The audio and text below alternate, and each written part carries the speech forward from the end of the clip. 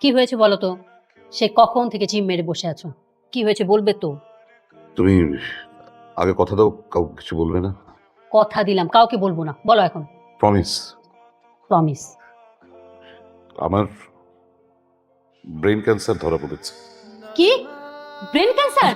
আস্তে চিৎকার দিচ্ছ কেন? সবাই জেনে যাবে। আচ্ছা, এত বড় কথা তুমি ওদের কাছ থেকে লুকাতেই চাচ্ছ কেন? বলা যাবে না, ওদেরকে বলা যাবে না। তুমি বুঝতে পারছো না, আমার ছেলে তিনটার এখন ক্যারিয়ার করার সময়। এখন যদি ওরা জানতে পারে আমার ক্যান্সার, তাহলে একদম সর্বনাশ হয়ে যাবে। ওদের খুব ক্ষতি হয়ে যাবে। ওদের জানানো যাবে না। আমি 2 দিন বাঁচি, 4 দিন বাঁচি, আমি সবার হাসি মুখ দেখে যেতে চাই। আচ্ছা, এর কি কোনো চিকিৎসা নাই? আচ্ছা, হয়তো, কিন্তু আমরা অ্যাফোর্ড করতে পারবো না। অনেক অনেক এক্সপেন্সিভ। তোমার যেটুকু টাকা জমানো আছে, আমার যেটুকু গয়না আছে, সেগুলো দিয়ে চিকিৎসা করাও। কিচ্ছু হবে না ওগুলো দিয়ে। আর সত্যি কথা বলতে, আমি এখন লাস্ট স্টেজে আছি। চিকিৎসা করেও কোনো লাভ হবে না, শুধু শুধু টাকার অপচয়। আমার কি হবে একবার ভেবে দেখেছো? যার তিনটা ছেলে আছে, তার কিসের চিন্তা বলো? তোমার 3টা ছেলে তো তোমার 3টা লাঠি। তুমি দুশ্চিন্তা করো না।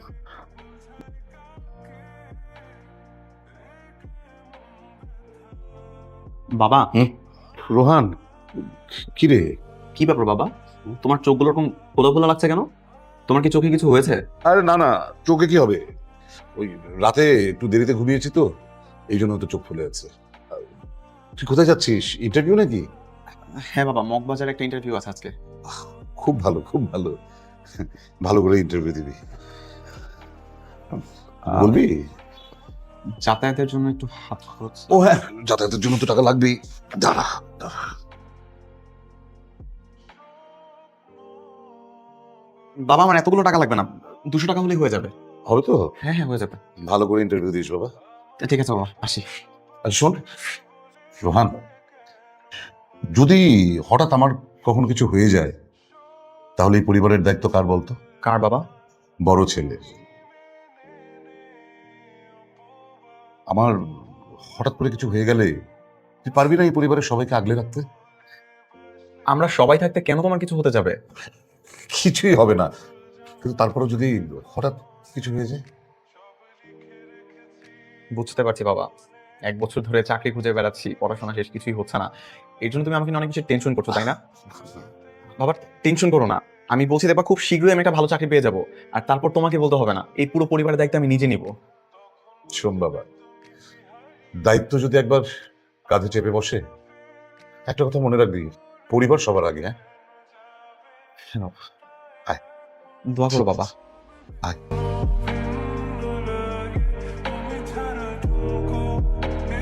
আজকে তো তোর রেজাল্ট দেওয়ার কথা, তাই না? হ্যাঁ বাবা, আমি অবশ্য আমার রেজাল্ট নিয়ে অত ভাবছি না।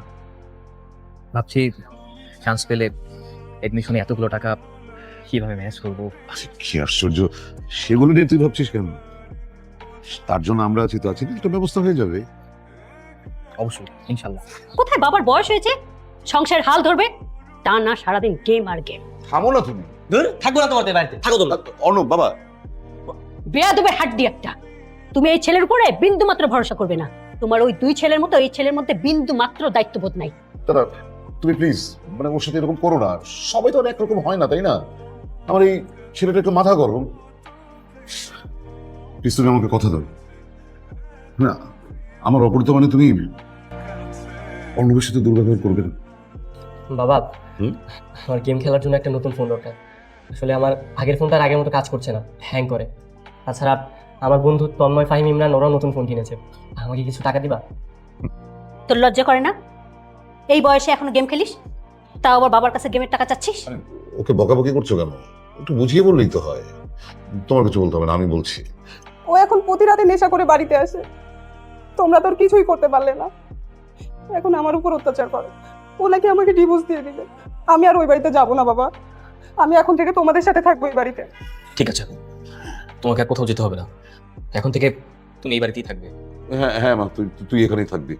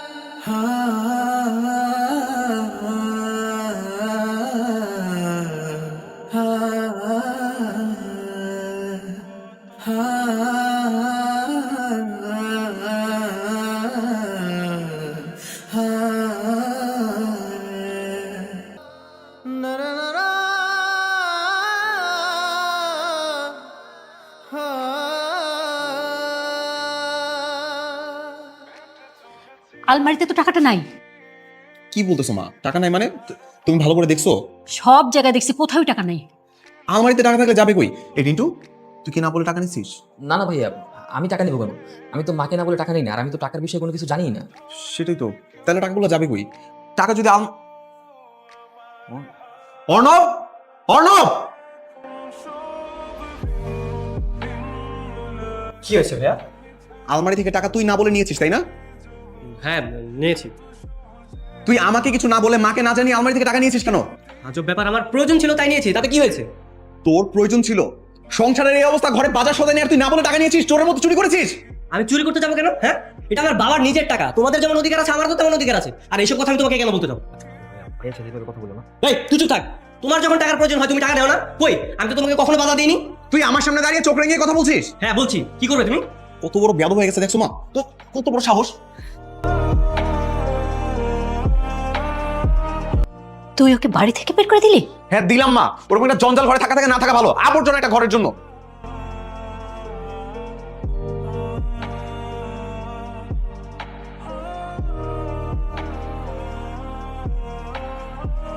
ওকে তোর কাছে জঞ্জাল মনে হচ্ছে? এই সব কিছুই তো তোর বাবা সামলিয়েছে এতদিন। কই তার কাছে তো জঞ্জাল মনে হয়নি। ও যদি জঞ্জাল হয়, তুইও তো এই বাড়ির জঞ্জাল। তোকে থাকার দরকার নেই এখানে। তুই এই বাড়ি থেকে বের হয়ে যা। My brother is a great guy. My elder brother is a great guy. শোন, এইসব কথা যেন মা না জানে। মা জানে অনেক কষ্ট পাবে রে। আমি যতক্ষণ পর্যন্ত একটা ভালো চাকরি ম্যানেজ করতে না পারতেছি, আমি আমার পরিবারকে এরকম ভাবে সাপোর্ট দিয়ে যাব। আর তোর ভর্তি টাকা আমি ম্যানেজ করবো, একদম চিন্তা করবি না। Love you, ভাইয়া।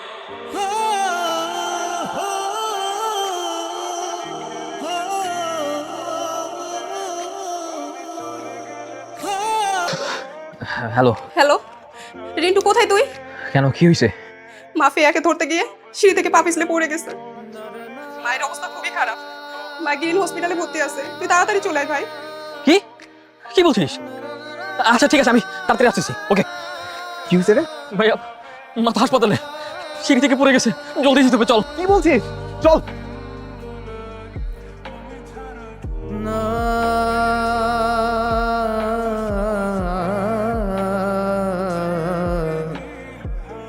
ওনাদের আসতে আর কতটা সময় লাগবে? চলে আসবে। ডক্টর, আমার মায়ের কি অবস্থা? ওনার অবস্থা খুবই সিরিয়াস, মাথায় আঘাত পেয়েছেন, খুব দ্রুত অপারেশন করতে হবে।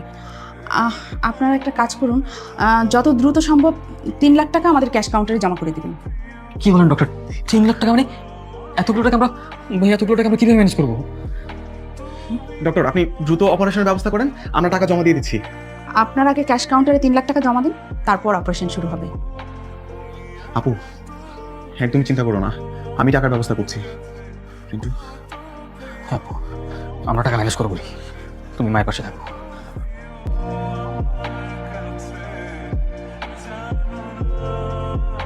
চাচা, আমার মা অসুস্থ, হসপিটালে ভর্তি। চাচা, আমার মারে সুস্থ করতে 3 লাখ টাকা লাগবে। চাচা, আপনি আমার 3 লাখ টাকা ধার দেন, আমি আপনাকে কথা দিতেছি, আমি দিনরাত এক করে সেই টাকা আপনারা শোধ করে দিব।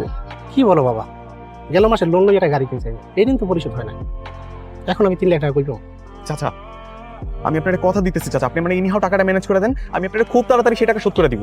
আচ্ছা দেখছি আমি কি করতে পারি, কিন্তু তোমার কথা দিতে পারতেছি না।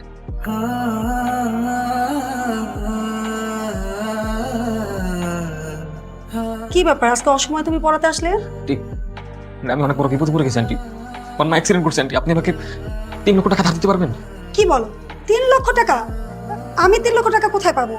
আন্টি প্লিজ আপনি একটু ম্যানেজ করেন আন্টি। আপনি যে কারোর কাছ থেকে 3 লক্ষ টাকা নিয়ে নেন, আমি তো কথা দিচ্ছি আমি দিনটা 24 ঘন্টা টিউশন করে আপনার সমস্ত ঋণ শোধ করে দেবো। এটা একটা কথা বললাম? তুমি তো 10 বছর টিউশনি করো 3 লক্ষ টাকা শোধ করতে পারবে না। আচ্ছা শোনো, আমার কাছে কিছু টাকা আছে, আমি দেই, তুমি টাকাটা নিয়ে চলে যাও, বাকি টাকা অন্য জায়গায় একটু ম্যানেজ করো।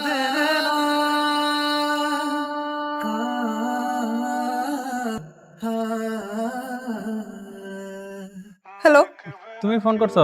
আমি তো ভাবছি আমি তোমার ফোন করবো। তুমি না আমাকে ডিভোর্স দিতে চেয়েছিলে? কিন্তু তুমি তো তখন রাজি ছিল না। কিন্তু এখন আমি রাজি। তুমি এক কাজ করো, তুমি আমার কাবিনের টাকাটা আমাকে দিয়ে দাও। আর তোমার কখন ডিভোর্স লাগবে তুমি আমাকে বলো। দেখো, তুমি চলে যাওয়ার পর আমি আমার ভুলটা বুঝতে পারছি। আমি এখন সৎ পথে ইনকাম করি, আমি ভালো হয়ে গেছি, আমি কোনো নেশা পানিও করি না। ফিরে আসো প্লিজ। শুনে খুব খুশি হলাম, কিন্তু আমার মা অ্যাক্সিডেন্ট করেছে। তো আমার মেয়েকে বাঁচাতে গিয়ে আমার মা সিঁড়ি থেকে পড়ে গেছে। মায়ের অবস্থা খুবই খারাপ, আমার ইমার্জেন্সি 3 লাখ টাকা লাগবে। কি বলো? এত টাকা কই পাবো? আমি কিচ্ছু জানি না, দরকার হলে তুমি আমাকে ডিভোর্স দিয়ে আমাকে 3 লাখ টাকা দাও। আচ্ছা ঠিক আছে, আমি দেখতেছি।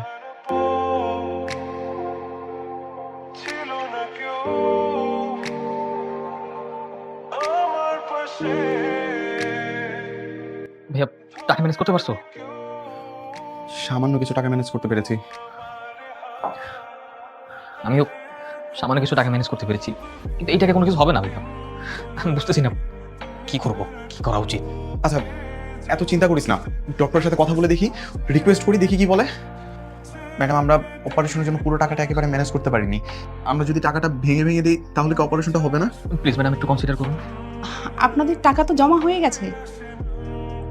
টাকা ম্যানেজ হয়ে গেছে মানে? টাকা কি দিয়েছে?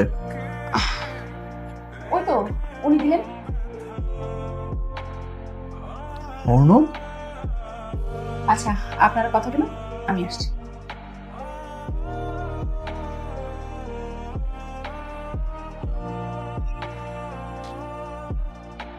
হ্যাঁ আমি টাকা দিয়েছি। তুই এতগুলো টাকা কোথায় পেলি? কেন, আমি তো ফেল্ড স্টুডেন্ট, তাই না? আমি টাকা কোথায় পাবো? চুরি করিনি, অর্জন করেছি। আমি কয়েকদিন আগেও ভেবেছিলাম হয়তো আমি পরিবারের জন্য কিচ্ছু করতে পারবো না, নিজেকে খুব পর মনে হতো, কিন্তু আজকে মনে হচ্ছে আমিও পরিবারের একজন। আজকে খুব খুশি লাগছে ভাইয়া। কিন্তু ভাইয়া এতগুলো টাকা তুমি কিভাবে ম্যানেজ করেছো সেটা তো আমাদেরকে বলো। এই যে ইন্টারন্যাশনাল গেমিং ইভেন্টে বাংলাদেশের হয়ে আমি অংশগ্রহণ করেছিলাম, আমি সেখানে চ্যাম্পিয়ন হয়েছি। এখান থেকে 3 লাখ টাকা আমি হসপিটাল দিয়েছি, আর রিন্টুর কলেজের ফিটাও দিয়ে দিয়েছি। বাকি টাকাগুলো তুমি নিয়ে নেবে ভাইয়া। তুমি ঢাকায় বড় একটা বিজনেস করো, তোমার আর চাকরির পিছনে দৌড়াতে হবে না। আর তুই? আমি আর কি তোমার টাকায় বসে বসে খাবো আর নতুন গেমিং ইভেন্টে অংশগ্রহণ করবো। প্রাউড অফ ইউ ভাইয়া, প্রাউড অফ ইউ।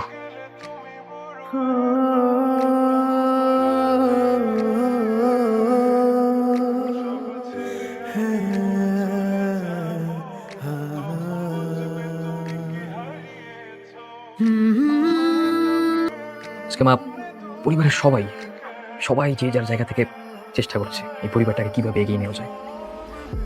মা অর্ণব ভাই তো আমার মেডিকেলের সমস্ত টাকা দিয়ে দিয়েছে, আর বড় ভাইকে ব্যবসা করার জন্য টাকা দিয়েছে। মা সব কিছু আবার আগের মতো হয়ে যাবে, তুমি সুস্থ হও, ইনশাল্লাহ সব কিছু ঠিক হয়ে যাবে। সত্যি? হ্যাঁ মা।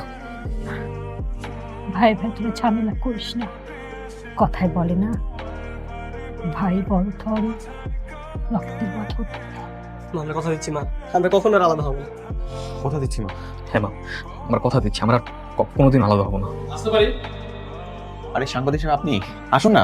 হ্যাঁ প্লিজ কাম ইন। সুপ্রিয় দর্শকবৃন্দ, আমরা এখন আছি হসপিটালে। আমরা দেখতে পাচ্ছি অর্ণবের মা হসপিটালের বেডে আছে, আর এই সেই অর্ণব যিনি বাংলাদেশের পতাকাটা বিশ্ব ময়দানে তুলে ধরেছে, অর্জন করেছে চ্যাম্পিয়নের তকমা।